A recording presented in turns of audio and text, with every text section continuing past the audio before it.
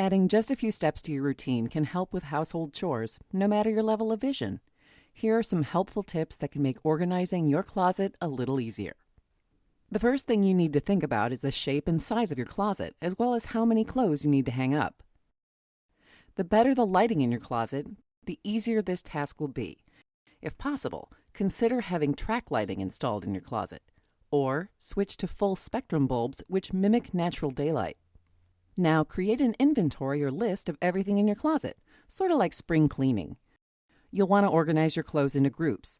These groups can be by casual versus more formal clothing, sleepwear or accessories, even different colors. Or you can group them by occasion and/or season, whichever you feel will be best for you. Once you get them into groups, take it one step further by separating the clothes you wear most often from those you wear occasionally and those you seldom wear. And here's a tip. If you haven't worn something in over a year or so, it's probably a good idea to donate it. The fewer items in your closet that are rarely worn, the easier it will be to get and stay organized.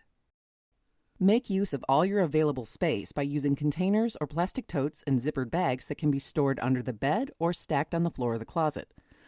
Labeling is also a very useful tool for keeping things organized. So check out Hadley's labeling workshops for helpful tips on how to label storage containers. If you like to avoid bending over, try using dresser drawers and easy-to-reach closet shelving units to keep clothes grouped and organized. And if you can have it done, lowering the closet rod can make things a lot easier to reach.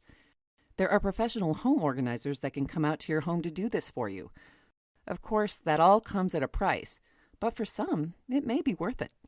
More than anything, try to set up a routine of keeping things in their same places. For instance, keep your watch in a jewelry box on your dresser or a small dish next to your bed. That way, it's always in the same place when you need it. Just remember that old saying, everything has a place and everything in its place.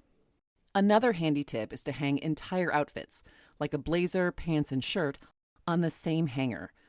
Put the outfit back on the same hanger after wearing and/or washing. Hanging multiple items on the same hanger is a great way to keep matching outfits together. There could also be a tie, belt, and shoes that match them. So put the shoes in a plastic grocery bag and any accessories like jewelry in a zippered storage bag. Poke a hole through the bags to keep them all on the same hanger along with the tie and belt. Wrapping hangers with pipe cleaners will keep clothes from falling off. Keep matching outfits separated by either putting a piece of cardboard or a closet divider between them.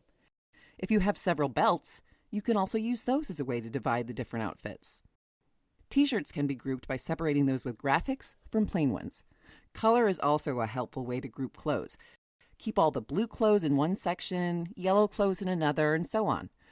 Or try separating each section into light or dark clothing. Natural light from a window can help you identify colors. Just hold different items side by side with the window at your back so the light shines on your clothes directly. In dimly lit areas, using a flashlight can give you more lighting. There are also apps and devices designed to identify colors. Check out our technology workshops for more information on that. Using your sense of touch is another helpful way to identify different styles and types of clothing. This could be the texture of the fabric, the cut of the clothes. Even the collar can help you identify and organize your groups. Keep your shoes in pairs. And if possible, keep them in their original boxes. This way you can mark them with large print labels, audio tags, or braille labels. Then stack them by shoe color or style. Hanging shoe organizers are also a great way to keep them paired and organized. Install hooks to hang your purses in the closet or on the door. And if you've got multiple purses, store them in a clothes basket on a closet shelf.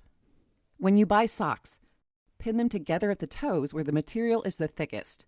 Keep them pinned when you wash and store them. And keep different kinds of socks in different drawers or containers. For instance, keep all your dress socks in one drawer, sports socks in another. You could also separate the different types of socks by keeping them in resealable storage bags. There's also a device called a sock tucker that keeps pairs of socks together.